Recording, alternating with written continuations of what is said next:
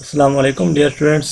Last time हमने discuss की थी क्वेश्चन नंबर 8 जो कि चैप्टर 5 में रिवन वाले बुक्स को हम फॉलो अप कर रहे थे। आज हम क्वेश्चन नंबर 9 को देखते हैं। कहते हैं calculate the potential due to thin circular ring है of radius a and mass m for a point lying in the plane of the rings and exterior to it. The result can be expressed as an elliptical integrals. ठीक है, assume that the distance from the center of the ring to the field point is large as compared to the radius of the ring. Expand the expression for the potential and find the first correction term. यहाँ पे कुछ terminology use हुई है। पहले वो कहते हैं elliptical integrals. ये हमारे पास यानी इस तरीके से अगर कुछ स्पेशल इंटीग्रल है यहाँ पे 1 माइनस के स्क्वायर साइन थीटा यानी के कांस्टेंट है, इस तरीके से इंटीग्रल आते हैं। तो ये स्टैंडर्ड इंटीग्रल है, तो कोई स्पेशल टेक्निक मेरे से हम सॉल्व कर सकते हैं। ये इंटीग्रल का हमारे पास क्या होगा, डायरेक्ट हम अपेंडिक्स में जाके इसको देखेंगे। और दूसरा ये कहता है कि the distance from the centre of the ring to the field point is large as compare to, कि हमारे पास ये जो रिंग है ये बहुत स्मॉल है, इसका रेडियस बहुत स्मॉल है एज कम्पेयर टू, यानी हमारा ये जो पॉइंट है ये बहुत दूर है। जब इस तरह की केस होती है हमें ये जो रिंग है वो इस पॉइंट पे यहाँ पे एक उसकी तरफ एक्ट करेगा, एक पॉइंट सोर्स की तरफ होगा। ठीक है, यानी 1/r² के साथ डिपेंडेंस होनी चाहिए बाय द रूल्स फील्ड की, और पोटेंशियल की 1/r होगी डिफरेंट। लेकिन आप इस ये जो अजम्पशन है इसके तहत हमारे पास क्या होगा, हम फिर एक एक्सपेंड करेंगे। जो आपको पता है कि अगर दो फ्रैक्शन बाई फ्रैक्शन टर्म आ रही है, यानी l/r² है या l²/r² है इस तरीके से, तो ये जो अगर ये टर्म फॉर एग्जाम्पल इस तरीके से नीचे वाली टर्म ज़्यादा होगी तो स्क्वायर भी हो तो हम इसको नेगलेक्ट कर सकेंगे इस तरीके से। यानी इस तरीके से ये जो डिस्टेंस है अगर ये ज़्यादा हो एज़ कम्पेयर टू रेडियस, तो डिस्टेंस टू रेडियस तो हम फिर इस तरीके से एक्सपेंशन कर सकेंगे और हायर ऑर्डर टर्म को हम नेगलेक्ट कर सकेंगे। तो हम चलते हैं क्वेश्चन की तरफ। ये हमारे पास एक रिंग है जिसका एक एलिमेंट्स लिया है DL। ये क्या है DL, ज़ाहिर बात है इसकी कोरस्पॉन्डेंस का मास DM होगा, और इसका रेडियस हमारे पास A है, जो फील्ड पॉइंट हमारा P है। ये जो सेंटर से फील्ड पॉइंट तक डिस्टेंस हमारा R है, और सोर्स पॉइंट से फील्ड पॉइंट तक हमारा डिस्टेंस क्या है, स्मॉल r है। तो पहले हम पोटेंशियल कहते हैं expand the expression for the potential. जी, पोटेंशियल हमारे पास जनरल अगर कोई लीनियर एलिमेंट्स हो हमारे पास, यानी एक लाइन दी एलिमेंट्स, क्योंकि हमारे पास एक रिंग है, कोई डिस्क 2 डायमेंशनल ऑब्जेक्ट नहीं, एक 1 डायमेंशनल ऑब्जेक्ट है। तो पोटेंशियल के लिए हम लिखते हैं phi is equal -g rho into DL और R। यहाँ पे जो R है ये हम लॉ ऑफ कोसाइन से देख सकते हैं, r² + r² - 2rr cos theta, ये हमारे पास लॉ ऑफ कोसाइन से। और हमें ये भी पता है कि डेंसिटी अगर लीनियर एलिमेंट हो तो मास ओवर लेंथ होती है। लेंथ क्या है इसका 2πa, यानी 2πr या 2πa इसको कह सकते हैं, डेंसिटी ये हो जाएगी। और DL क्या होगा, इसकी लेंथ, यानी ये हमारे पास एलिमेंट्स हमने। और ये आपको पता है कि अगर मैं यहाँ पे कोई ले लेता हूँ, ये d थीटा है, यानी जिस तरीके से आप आर्क लेते हैं कि अगर आप फॉर एग्जाम्पल ये कहते हैं कि ये DL है, ठीक है, ये DL है, इसका रेडियस है, तो ये क्या हो जाएगा a × d थीटा हो जाएगा। इस तरीके से DL = a × d थीटा, इसमें a रेडियस है और d एंगुलर डिस्प्लेसमेंट है। तो इस एक्सप्रेशन में ज़रा वैल्यू पुट करें। DL की जगह आप क्या पुट करेंगे, a × d थीटा, R की जगह आप ये वाली एक्सप्रेशन पुट करेंगे, ये वाली वैल्यू जो आपने डिफाइन की है। और थीटा की लिमिट्स आपके पास क्या होती है, यहाँ से लेके 0 से लेके कंप्लीट, अगर आप R की बात करते हैं तो 0 से 2πr कवर होता है। ये देखें थीटा यहाँ से इस तरीके से 2πr कवर करेगा, और 0 to 2π बाकी कांस्टेंट को आपने बाहर लिख लिया। ठीक है, अब r² + a² - 2ar cos theta, ये आपके पास इंटीग्रल आ गया है। अब ये क्वेश्चन वही देखें वहाँ पे पहुँच गया कि जिसमें हमने अजम्पशन की थी कि हमारा फील्ड पॉइंट बहुत लार्ज हो, ये जो R है ये बहुत ज़्यादा स्मॉल लार्ज हो as compare to this A।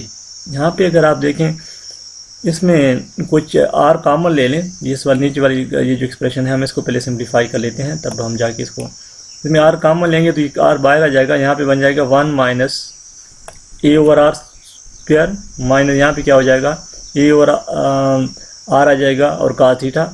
और फिर यहाँ पे जब r² आपने कॉमन ले लिया है तो यहाँ पे क्या आ जाएगा 1 आ जाएगा। ठीक है, तो ये कुछ यहाँ पे 1 आ जाएगा, देखिए ये 1 माइनस यहाँ पे क्या हो जाएगा 2/r cos थीटा, और a² की जगह यहाँ पे a² और r² आ जाएगा, ये उसने ऐसे लिख किया। ठीक है, और ये -1 यहाँ पे ये -1 उन्होंने ये वाला -1 लेके आया, दूसरे टर्म के साथ हमारे पास माइनस इसलिए आया है क्योंकि हमने माइनस बाहर कामों ले लिया, और इसको हम ऊपर ले गए, इसकी पावर 1/2 थी, ऊपर ले गए तो इसकी पावर -1/2 हो जाएगी।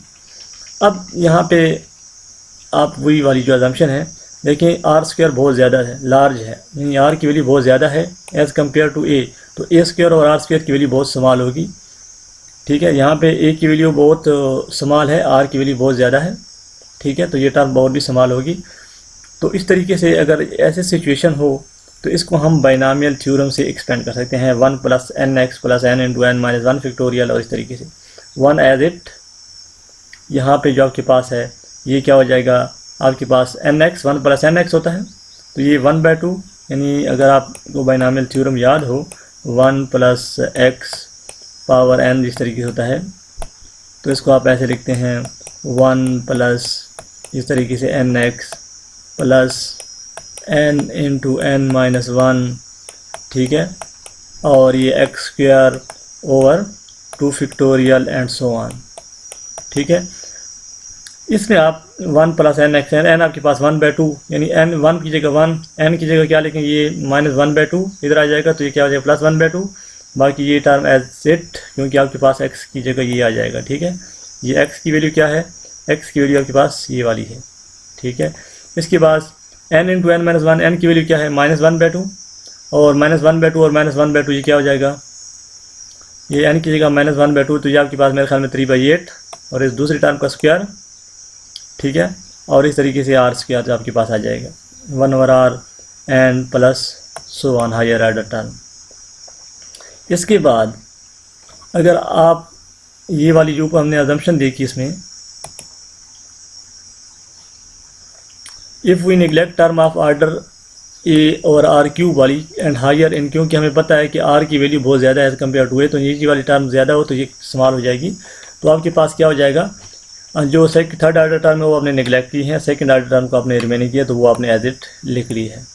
ठीक है, और इंटेग्रल, क्योंकि ये चीज़ सारी थी इंटेग्रल के अंदर, यहाँ पे ये देखिए इंटेग्रल के अंदर थी, हमने इस टर्म को क्या किया, सॉल्व किया ये वाली टर्म को, और इसको ऊपर ले गए हैं। ठीक है, देखिए 1/2 से -1/2, और इसको सॉल्व किया ऐसे इस तरीके से, और फिर ये जो टर्म है ये आपने ऊपर इंटेग्रल में जाके पुट की है, जो आपके पास हायर ऑर्डर टर्म को हमने निगलेक्ट किया है। क्यों, क्योंकि आपको पता है ए और आर की वैल्यूज स्मॉल होने की वजह से। -gm/2π, यहाँ से आप पहले इसको इंटीग्रेट करेंगे तो d θ 2π, फिर इस तरीके से ए और आर cos θ को इंटीग्रेट करेंगे तो आपको पता है cos θ का इंटीग्रल क्या होता है -sin θ, और अपर और लोअर लिमिट इस तरीके से स्क्वायर और r² को, और यहाँ पे cos² θ को आप इंटीग्रेट करेंगे तो आपके पास ये आंसर आ जाएगा, और ये आपके पास पोटेंशियल की वैल्यू आ जाएगी। ठीक है, we notice that the first term in equation 5 the potential when m is concentrated at the centre of the rings. देखिए कहते हैं ये जो फर्स्ट टर्म है -gm/r, अगर आप कहते हैं कि r² is very very greater than, r is very very greater than, तो ये टर्म भी निगलेक्ट हो जाएगी, तो आपके पास क्या हो जाएगी, क्योंकि ये बहुत स्मॉल हो जाएगी, तो -gm/r जो कि पोटेंशियल होता है eight the centre of the ring, v (-gm/r), तो मतलब हमारे पास, एंड वो कहते हैं कि फर्स्ट ऑर्डर करेक्शन टर्म भी देख रहे हैं, तो ये फर्स्ट ऑर्डर करेक्शन टर्म है। देखिए ये फर्स्ट ऑर्डर, ये अगर हमारे पास जो third order correction second order वो r³ वाली होती थी, ठीक है, ज़ाहिर बात है वो हमने नेगलेक्ट की है, अदरवाइज वो भी आनी थी। तो ये फर्स्ट ऑर्डर करेक्शन टर्म हमारे पास कौन सी है, ये वाली -gm/r³, this is the first order correction term. ठीक है, ये फर्स्ट ऑर्डर का मतलब ये है कि जिस तरीके से आप इसमें देखते हैं, अगर थर्ड ऑर्डर तक देखते हैं, फोर्थ ऑर्डर, जितनी आप ऑर्डर हायर लेते जाएंगे इतनी आपके पास पोटेंशियल की एग्जैक्ट वैल्यू की आप क्लोज होते जाएंगे। लेकिन हम अपने प्रॉब्लम्स की जो सोल्यूशन है वहाँ तक हम लिमिटेड रहेंगे। जी।